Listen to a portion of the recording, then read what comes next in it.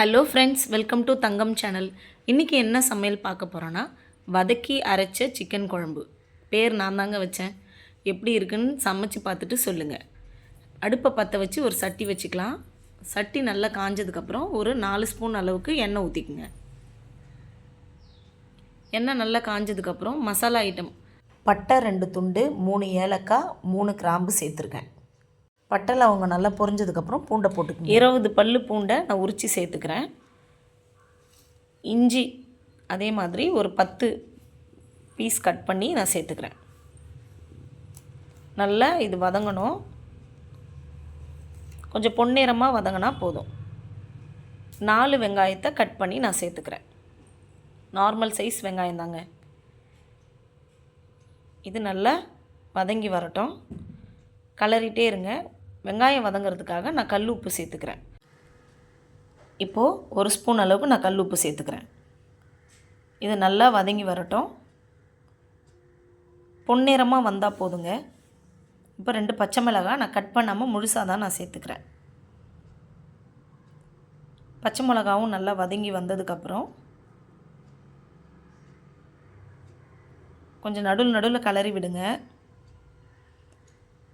இப்போ நல்ல பொன்னிறமாக வந்துடுச்சுங்க. இப்போது தக்காளி கட் பண்ணி வச்சுருக்கேன். 4 தக்காளி, பழமான தக்காளி இப்போ நான் சேர்த்துக்கிறேன். சேர்த்து நல்லா வதக்கி விடுங்க. சட்டியில் செய்கிறதுனால நம்ம அடிக்கடி நடுவில் கலரி விடுங்க. மூடி போட்டு மூடிடலாம். ஒரு 5 நிமிஷத்துக்கு அப்புறம் திறந்து பாருங்கள்.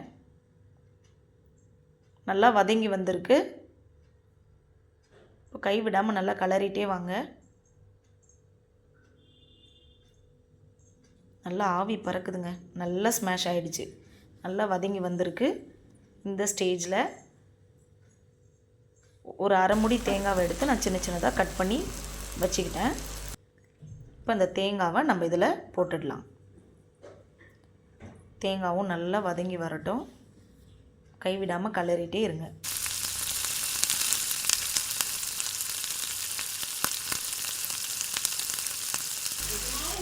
ஸ்பூன் அளவுக்கு கசகசா சேர்த்துருக்கேன். இந்த கசகசா குழம்பு டேஸ்ட்டு பயங்கரமான டேஸ்ட் கொடுக்குங்க. சூப்பராக இருக்கும். நீங்களும் கண்டிப்பாக இதே மாதிரி குழம்பு வச்சு பார்த்துட்டு எப்படி இருக்குன்னு எனக்கு கமெண்ட் பண்ணுங்கள். முந்திரி பருப்பு ஒரு 7-8 முந்திரி பருப்பு நான் சேர்த்துக்கிறேன். இதையும் நல்லா வதக்குங்க. பொட்டுக்கடலை 1 ஸ்பூன் அளவுக்கு நான் சேர்த்துக்கிறேன். சேர்த்துட்டு 1/4 ஸ்பூன் அளவுக்கு மஞ்சள் தூள் சேர்த்துக்கிறேன். நல்லா ஆற வச்சதுக்கப்புறம் ஒரு மிக்ஸி ஜாரில் மாற்றிக்கலாம்.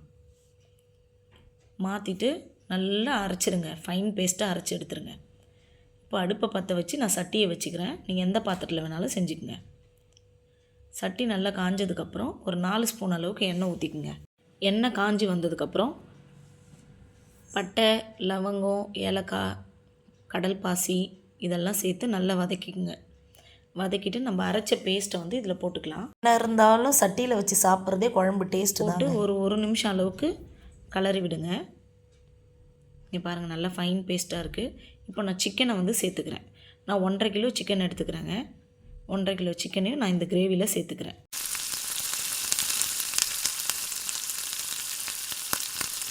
நல்லா அந்த மிக்ஸ் ஆகணும்.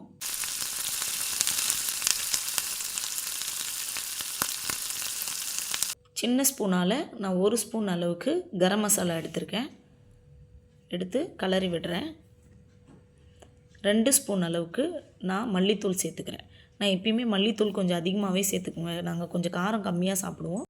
நீங்கள் நல்ல காரசாரமாக சாப்பிடுவீங்கன்னா மல்லித்தூளை கொஞ்சம் கம்மி பண்ணி போட்டுக்குங்க. சேர்த்துக்கிறேன். மல்லித்தூள் சேர்த்தா ரொம்ப டேஸ்ட் கொடுக்குங்க குழம்பு. இப்போ நல்லா வதங்கி வந்துடுச்சு. இப்போ புதினா, கொத்தமல்லி இதை நான் சேர்த்து வதக்கி விடுறேன். நல்லா கலரி விடுங்க. நம்ம முந்திரி பருப்பு ஆட் பண்ணியிருக்கோம். அதனால் அடி பிடிக்கும். நீங்கள் கலரிக்கிட்டே இருக்கணும். சிக்கன்லேருந்து நல்லா வதங்கினதுக்கப்புறம் கொஞ்சம் தண்ணி விடும். தண்ணி விட்டுருக்கு பாருங்கள். இப்போ கொதி வந்துடுச்சு. இந்த டைமில் நம்ம மிளகாய்த்தூள் சேர்த்துக்கலாம். குழம்பு மிளகாய்த்தூள் சேர்த்துக்கிறேன். நான் 3 ஸ்பூன் அளவுக்கு குழம்பு மிளகாய்த்தூள் சேர்க்குறேன். சேர்த்துட்டு நல்லா வதக்கி விடுங்க. மிளகாய்த்தூள் ஸ்மெல் கொஞ்சம் போகணும்.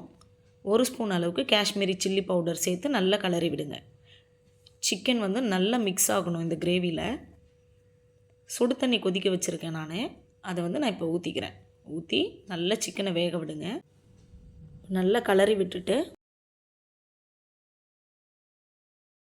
ஒரு மூடி போட்டு மூடிடுங்க. குழம்பு நல்லா கொதி வரட்டும். இப்போ ஒரு மூடி போட்டு மூடிடலாம்.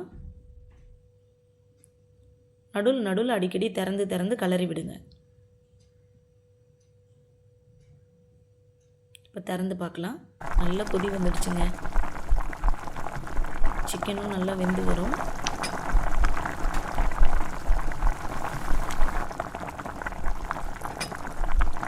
ஏன் நம்ம அடிக்கடி கிளறி விட சொல்கிறோன்னா, முந்திரி பருப்பு வந்து போட்டதுனால அடி பிடிக்கும். தேங்காயும் நம்ம போட்டிருக்கோம். சிக்கன் வெந்ததுக்கப்புறம் குழம்பு ரெடி ஆகிடுச்சின்னு அர்த்தம். அவ்வளோதாங்க. இந்த வீடியோ உங்களுக்கு பிடிச்சிருந்தால் லைக் பண்ணுங்கள், கமெண்ட் பண்ணுங்கள், ஷேர் பண்ணுங்கள். மறக்காமல் தங்கம் சேனலை சப்ஸ்கிரைப் பண்ணுங்கள். ஸ்டவ் ஆஃப் பண்ணிவிடுங்க. பக்கத்தில் இருக்க பெல் சிம்பிளை கிளிக் பண்ணுங்கள். சூப்பராக இருக்குங்க. நீங்கள் ட்ரை பண்ணி பார்த்துட்டு எப்படி இருக்குன்னு கண்டிப்பாக நீங்கள் கமெண்ட் பண்ணுங்கள். குழம்பு கொதிக்கும் போதே ரொம்ப சூப்பராக இருக்குது. சப்பாத்தி, இட்லி, தோசை, சாதம் எல்லாத்துக்கும் ரொம்ப நல்லாயிருக்கும். கொத்தமல்லி தூவி மூடி வச்சிடலாம். இப்போ பாருங்கள் என்ன சூப்பராக இருக்குன்னு. வாவ், நாக்கில் எச்சி ஊறுதுங்க. இப்போவே சாப்பிட்ணும் போல் இருக்குங்க. உங்களுக்கும் அப்படி தான் இருக்கும்னு நினைக்கிறேன். கண்டிப்பாக தங்கம் சேனலை சப்ஸ்கிரைப் பண்ணுங்கள். தேங்க்யூ.